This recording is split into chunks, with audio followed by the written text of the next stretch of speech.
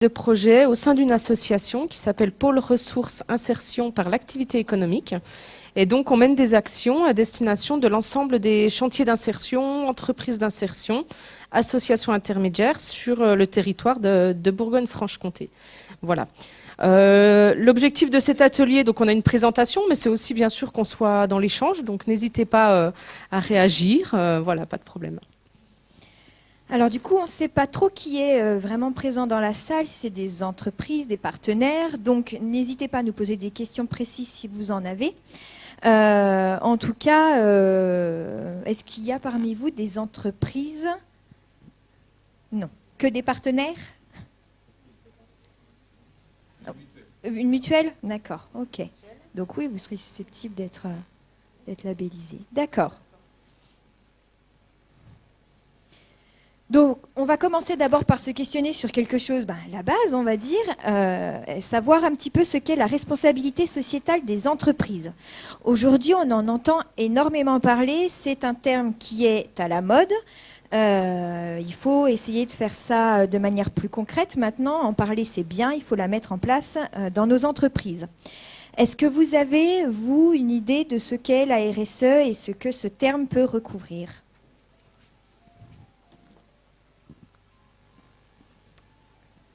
Il n'y a pas de mauvaise réponse. On ne distribuera pas de points. Pour vous, qu'est-ce que ça vous évoque, la RSE? Responsabilité sociétale des entreprises.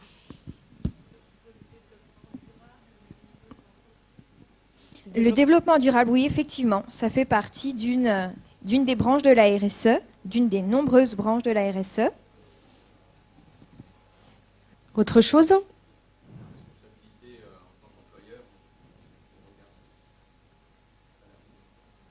D'accord. Donc plutôt sur le volet, oui, vis-à-vis des salariés, sur peut-être les conditions de travail, la qualité de vie au travail.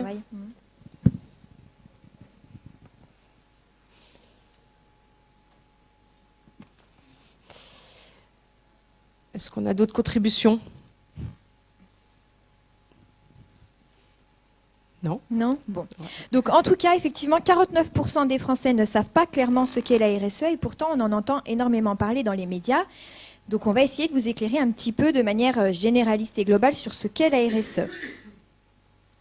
Donc la RSE, c'est avant tout la qualité de vie au travail, le sens que l'on met dans son activité, l'impact de l'entreprise sur la société et, comme le disait très justement monsieur tout à l'heure, ou madame, je ne sais plus, c'est la contribution des entreprises au développement durable.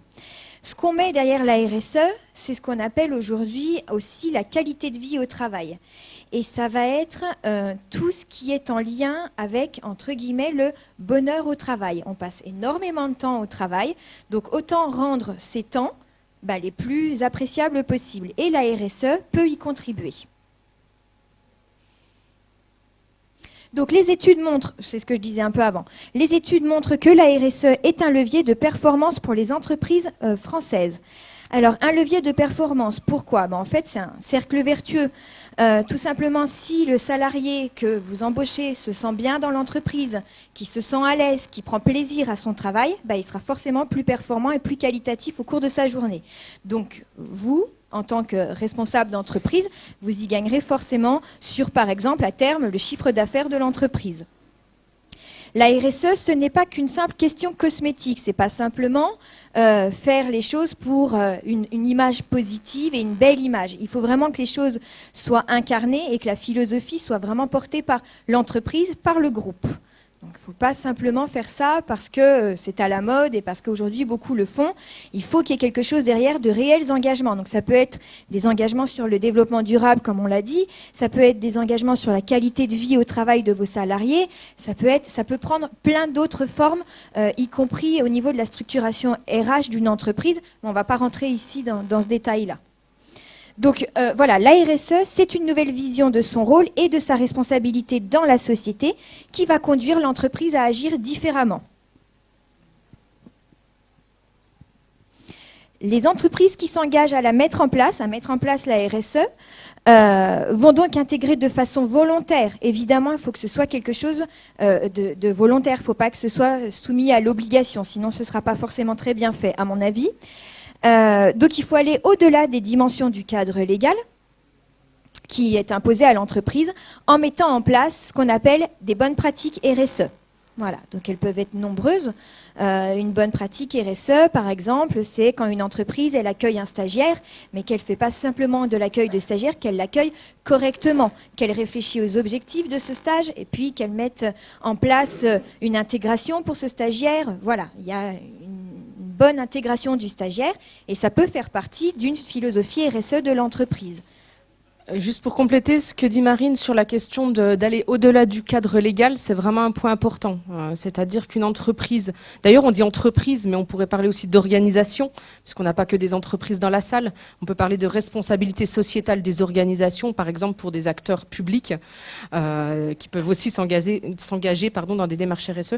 La dimension d'aller au-delà du cadre légal, c'est vraiment un point important, puisqu'on les entreprises ou les organisations qui sont dans des démarches RSE, on considère bien sûr que le cadre légal, c'est le minimum et qu'il est déjà respecté. Donc c'est bien mettre en place des bonnes pratiques qui vont au-delà de ce cadre légal. Quand on parle de cadre légal, ça va être par exemple le droit du travail ou voilà, des choses qui sont vraiment réglementaires. Donc c'est bien, ça va bien au-delà. Alors, souvent on nous demande, mais concrètement, qu'est-ce que la RSE ? La RSE, Marine parlait tout à l'heure de la question du bien-être au travail, de la qualité de vie au travail. Ça, c'est une petite partie de la RSE. La RSE, on va dire, il y a 7 domaines d'action. Le central, c'est la question de la gouvernance, c'est comment sont prises les décisions dans mon entreprise, comment sont réparties au niveau hiérarchique les prises de décision. Et ensuite, vous avez cette, entre guillemets, cette fleur où vous voyez les 6 autres domaines d'action de la RSE. Donc le premier, c'est la question, enfin le premier, il n'y a pas d'ordre de grandeur, le premier sur la liste, c'est la question des droits de l'homme. Donc là, c'est notamment comment l'entreprise va s'assurer d'être sur des questions d'égalité de traitement, de non-discrimination. Pour une entreprise qui travaille à l'international, on peut être par exemple sur des considérations de ne pas faire travailler des enfants, sur la question des droits de l'homme au sens plus large. Souvent, les entreprises, quand elles voient droits de l'homme, elles nous disent mais moi, je travaille ici, on fait pas travailler des enfants, mais c'est pas que ça. Tout simplement, quand on parle d'égalité professionnelle entre les femmes et les hommes, par exemple, ou d'égalité de traitement, de non-discrimination, ça rentre dans cette case des droits de l'homme. Relations et conditions de travail, on va revenir dessus après, c'est tout ce qui est, vous l'avez dit, conditions de travail et dialogue social dans l'entreprise, notamment. Environnement, c'est le plus simple, enfin, c'est souvent celui auquel on pense quand on parle en termes de RSE. Là, ça va être toutes les pratiques que l'entreprise met en place en matière environnementale et réduction de son impact écologique. Loyauté des pratiques, là on est sur la question des pratiques vis-à-vis des clients et des fournisseurs. Donc avoir des pratiques notamment loyales, commerciales, loyales. Sur les questions relatives aux consommateurs, là on va regarder, quand les entreprises sont dans des démarches RSE, il s'agit de s'interroger sur la façon, par exemple, je vous donne que des exemples, parce que c'est très vague et très vaste, et on n'a pas le temps en 15 minutes. Questions relatives aux consommateurs, ça peut être, est-ce que vous assurez un service après-vente, à quelles conditions ? Est-ce que vous mettez par exemple en place des tarifications pour des personnes qui ont des bas revenus? Enfin voilà, c'est comment vous prenez en compte la situation aussi des consommateurs et surtout aussi pour celles qui ont un impact potentiel sur la santé.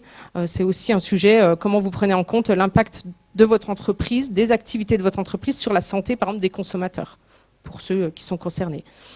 Et enfin, communauté et développement local, ça c'est comment l'entreprise va s'intégrer dans un écosystème beaucoup plus large sur son territoire et comment notamment, par exemple, elle va s'investir dans des actions auprès d'associations où elle va travailler par exemple avec des écoles au niveau scolaire ou comment une entreprise, on est dans le sujet aujourd'hui, va travailler avec des acteurs de l'économie sociale et solidaire sur son territoire.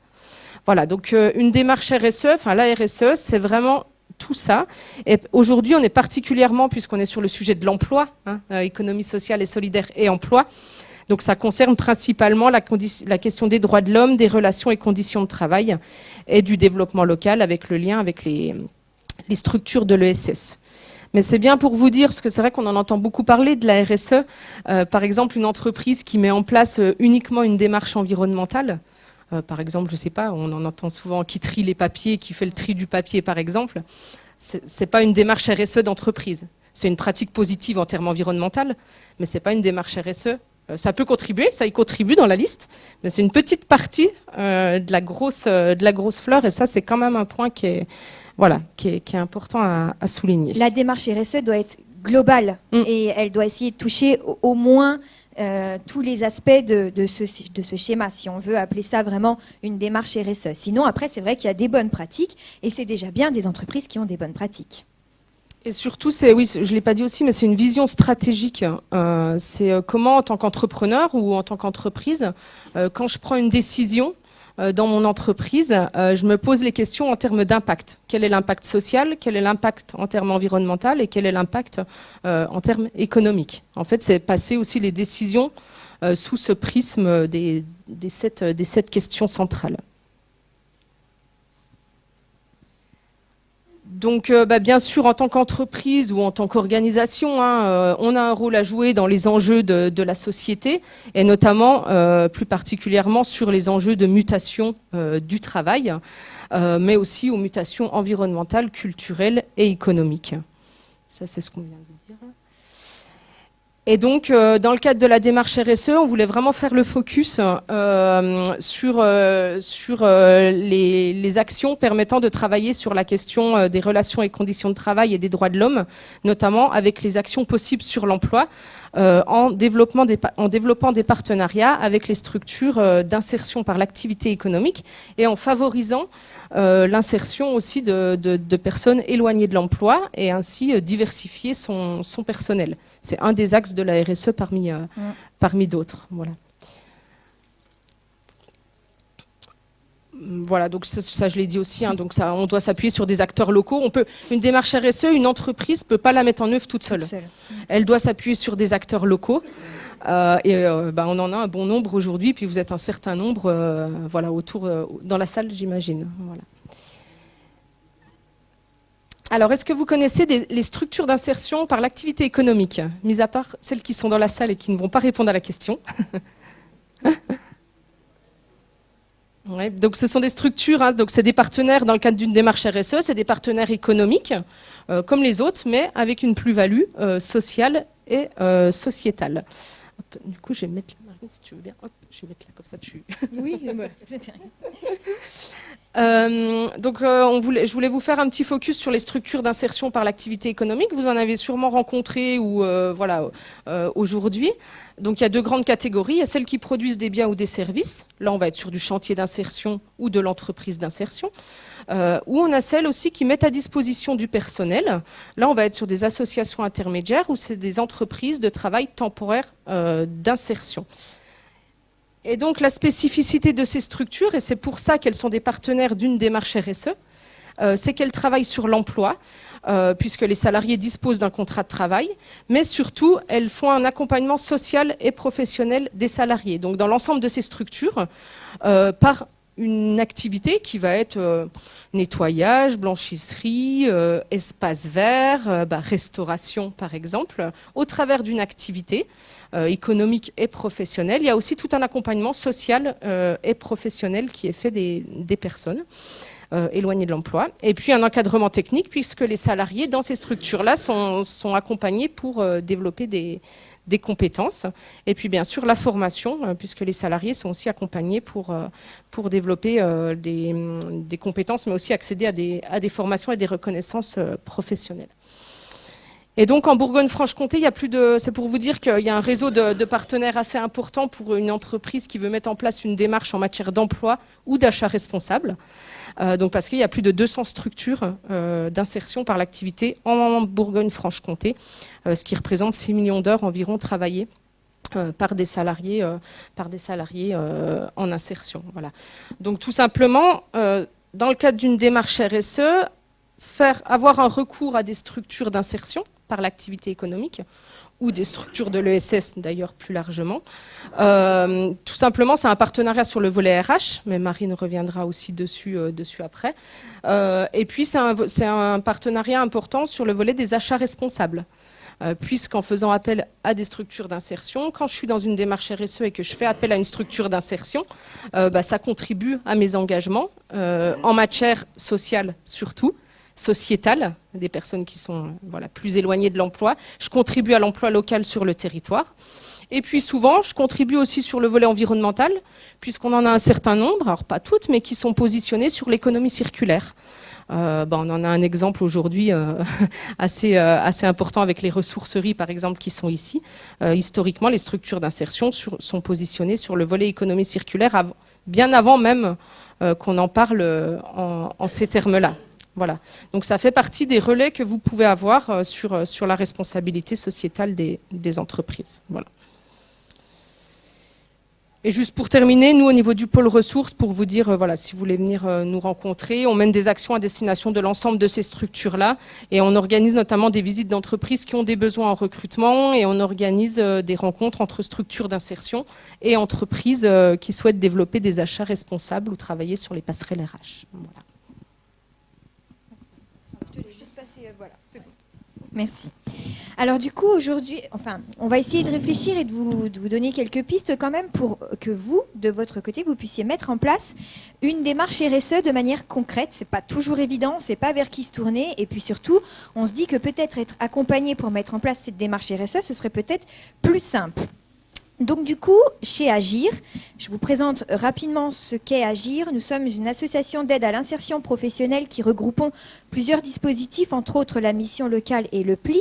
Nous accompagnons donc des personnes en situation de demande d'emploi vers un retour à l'emploi.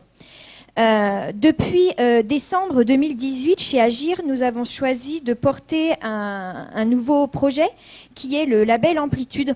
Et le label Amplitude est un label RSE décerné aux entreprises du territoire de la communauté urbaine Creusot-Monceau. Donc j'insiste bien sur ce fait-là, c'est que ce label est un label territorial que je suis en charge de décerner que pour les entreprises de la communauté urbaine Creusot-Monceau. Donc c'est un label qui valorise les actions RSE, mais pas les actions RSE dans sa globalité, mais la RSE sur la branche emploi et insertion. On l'a vu tout à l'heure, Maïté vous expliquait un petit peu toutes les différentes branches de la RSE.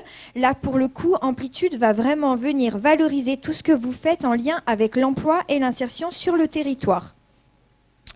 C'est un label de progression RSE, c'est-à-dire qu'une entreprise peut venir avec au départ des petites actions mises en place et l'objectif c'est de faire progresser l'entreprise sur ces démarches RSE. Alors moi, je suis en charge de l'accompagnement du label Amplitude et dans le cadre de cette amélioration continue, j'accompagnerai les entreprises à progresser dans la mise en place d'un projet RSE. Voilà. En sachant que l'entreprise, une fois qu'elle est labellisée Amplitude, elle est labellisée pour 3 années. Donc mon rôle à Agir en tant qu'accompagnatrice sur le label, mon rôle va être d'accompagner l'entreprise sur les 3 années dans son projet et dans son plan d'amélioration continue en matière de RSE. Voilà, donc concrètement, on se rencontre avec l'entreprise et puis on se fixe des objectifs à moyen et long terme et puis on imagine ce que l'entreprise peut faire de plus en termes de RSE. Évidemment, tout ça se fait toujours avec l'entreprise et puis surtout au regard de ce qu'elle est en capacité de faire. Évidemment, on ne va pas demander la même chose à une entreprise structurée comme par exemple, je ne sais pas moi, Alstom ou une autre grosse industrie ou alors une petite PME. Effectivement, la marge de progression ne sera pas la même. Pour autant, elle peut quand même mettre en place des démarches RSE en lien avec l'insertion et l'emploi. Alors, ce que je n'ai pas dit, et je vais le dire brièvement parce qu'on ne va pas rentrer dans le détail du label, le label repose sur un référentiel AFNOR, donc il y a des obligations de la part de l'entreprise, il faut qu'elle puisse justifier d'un certain nombre d'actions, d'un certain nombre de bonnes pratiques pour pouvoir prétendre à la labellisation. Donc c'est vraiment quelque chose de structuré, on constitue un dossier de candidature et ce dossier est soumis à un comité de labellisation, constitué des partenaires locaux, vu que le label est un label territorial, c'est logique que les partenaires de ce label soient locaux. Simplement pour revenir peut-être sur l'année 2019 qui va bientôt se terminer, cette année nous avons labellisé pour notre première année du coup 8 entreprises. Donc en avril 2019 on a labellisé Sobag, l'agence intérim Randstad et l'entreprise Isosigne à Saint-Eusèbe qui fabrique tous les panneaux de circulation et de direction. Ensuite, en septembre 2019, nous avons labellisé les 2 structures Happy Crèche, qui sont des micro-crèches sur Saint-Laurent-d'Ornay et Saint-Romain-sur-Gourdon. L'entreprise TCFM à Montchanin et l'agence intérim SAT Intérim présente à la fois sur le Creusot et sur Monceau. Plus récemment, nous avons labellisé au mois d'octobre Inelec, entreprise d'électricité au Creusot, et PAPA Communication 11+, agence de communication sur le Creusot. Ce qu'il faut savoir, c'est que sur les entreprises qui sont présentées ici, elles n'ont pas toutes la même implication en matière de RSE. Certaines sont vraiment au début de la démarche, mais ce qui compte, c'est qu'elles aient cette envie, cette volonté d'aller un petit peu plus loin dans la démarche RSE. Et notre objectif, nous, à Agir, c'est de les accompagner progressivement dans cette montée en compétences sur la RSE. Voilà. Donc, il y a des entreprises parmi celles-ci qui ont été citées qui sont déjà très avancées en matière de RSE. On a par exemple une des entreprises qui est citée, qui est ambassadeur du Global Compact. Je ne sais pas si ça fait écho à certains d'entre vous, mais voilà, c'est déjà quelque chose en termes de RSE qui est sur un autre stade de la RSE. Voilà pour Amplitude et une façon d'accompagner les entreprises, les organisations dans la mise en place de la RSE sur le territoire.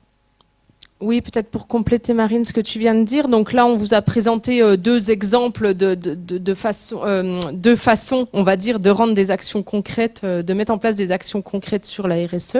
Mais bien évidemment, il y en a plein d'autres.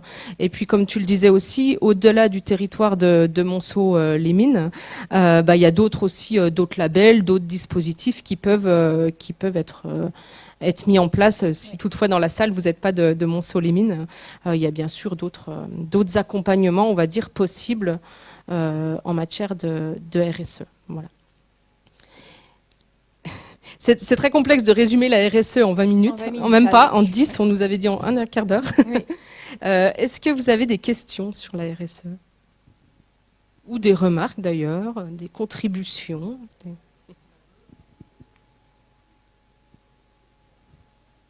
Bon, c'est qu'on a été extrêmement clair.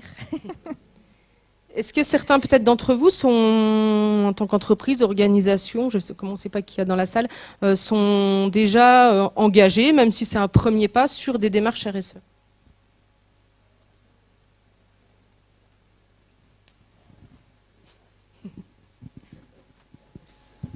Jean-Baptiste Bois, donc je suis directeur d'un atelier d'insertion en Saône-et-Loire, sur Pierre-de-Bresse.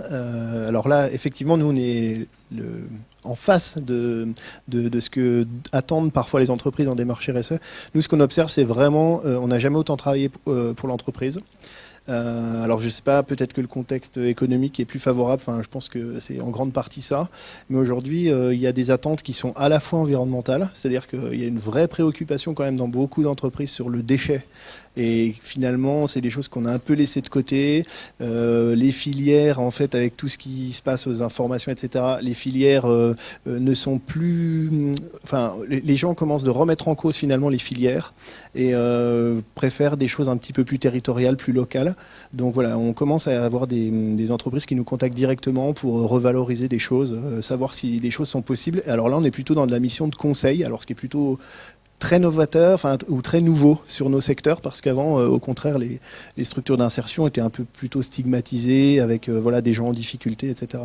On est aussi très sollicité pour plutôt être une réponse sur des travaux agricoles en local, où là, en fait, on apporte une réponse en lien avec le recrutement, c'est-à-dire qu'on propose une équipe avec 8 ou 9 salariés directement, le transport, etc. Et on est plutôt une aide au recrutement d'une équipe sur des travaux ponctuels et important. Voilà, donc ça c'est aussi vraiment en vogue, en tout cas c'est ce qu'on observe sur nos territoires. Voilà. Merci. Moi je peux apporter un petit témoignage aussi. David Domray, je suis directeur de la société qui s'appelle Creusot-Monceau Eau, qui a vocation à distribuer l'eau, à traiter l'assainissement pour la CUCM, mais qui est aussi une filiale d'un grand groupe qui s'appelle Veolia Environnement. Et du coup, effectivement, on est à la fois, je dirais, local à travers cette PME finalement du territoire CUCM, mais aussi une grande entreprise. Donc, on a une RSE assez structurée. Je regardais tout à l'heure, je crois que j'essayais de me projeter par rapport aux différents pétales de la fleur que vous avez projetés. Je pense pas qu'il y ait de pétales qui soient, disons, sur lesquels on n'ait aucune action. Après, on n'est jamais parfait et on peut toujours essayer de progresser en trouvant des actions complémentaires.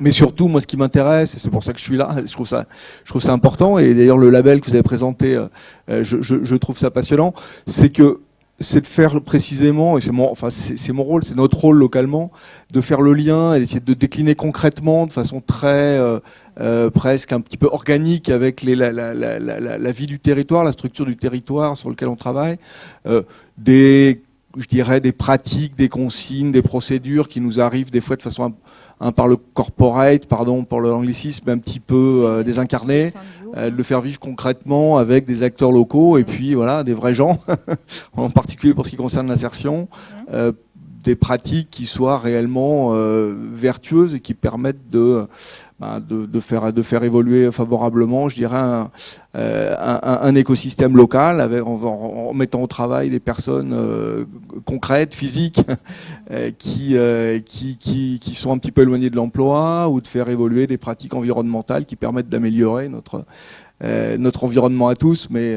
autour de cette salle, quoi. Voilà, donc moi je suis intéressé par cette dimension-là, non pas d'accompagnement un peu général, parce que je pense que ça, j'en ai pas besoin. Oui, je pense que vous êtes déjà bien structuré. On est déjà bien structuré. Peut-être l'idée de valoriser tout ce qui est fait au sein de votre entreprise, ça aussi, le label Amplitude y contribue.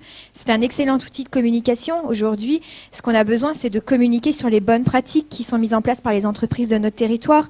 Je pense que Amplitude peut être un excellent outil de marketing territorial, il faut l'utiliser aussi.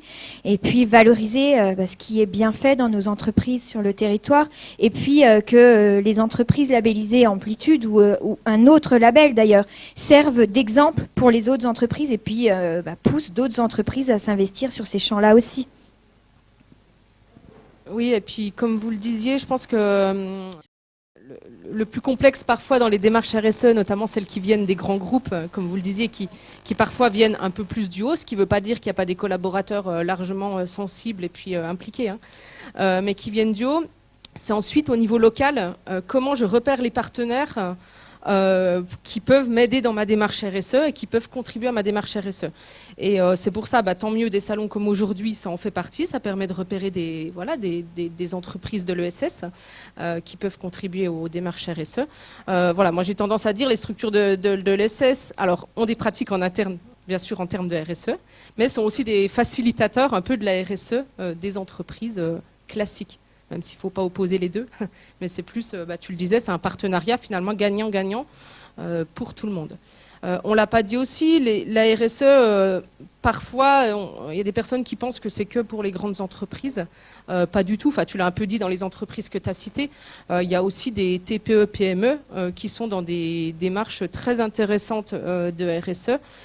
Et le principal impact, pour avoir échangé avec certaines qu'elles voient, c'est notamment sur la question aussi de la fidélisation des salariés et du sentiment d'appartenance à l'entreprise que peuvent avoir les salariés qui se retrouvent dans des pratiques et dans des valeurs de l'entreprise. Voilà.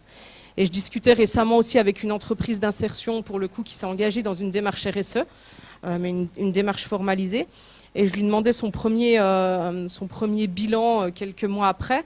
Elle me disait le principal point pour l'instant, elle était à quelques mois du démarrage de sa démarche RSE, c'est l'implication de mes salariés que je n'avais pas auparavant, puisqu'on les implique aussi sur des sujets autres que leur quotidien. Là, en l'occurrence, c'était une blanchisserie, mais peu importe.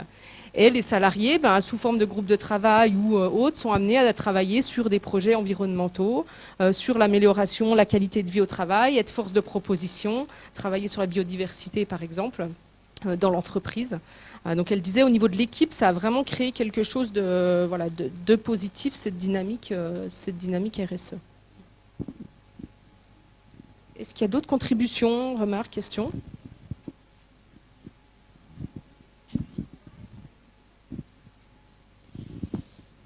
On va pouvoir conclure. Nous, au niveau du pôle ressources, vous dire quand même qu'on est en train de capitaliser, on le diffusera largement, justement des partenariats réussis en matière de RSE entre des entreprises et puis des structures d'insertion par l'activité économique. Donc je fais un appel aussi, s'il y a des entreprises dans la salle qui ont des partenariats avec des structures d'insertion dont on n'aurait peut-être pas connaissance, n'hésitez pas à nous le faire remonter. Voilà, c'est dans l'objectif de communiquer et puis de montrer ce qui se passe aussi on va dire de positif sur ce territoire de Saône-et-Loire. Voilà. Voilà, donc si vous avez éventuellement pour ma part, des questions sur Amplitude, je suis complètement à votre disposition. J'ai ici des petites plaquettes de présentation qui résument un petit peu la démarche. Et puis, on se rencontre pour en discuter et puis faire un premier diagnostic d'une labellisation potentielle. Voilà, merci de votre attention en tout cas. Merci à tous.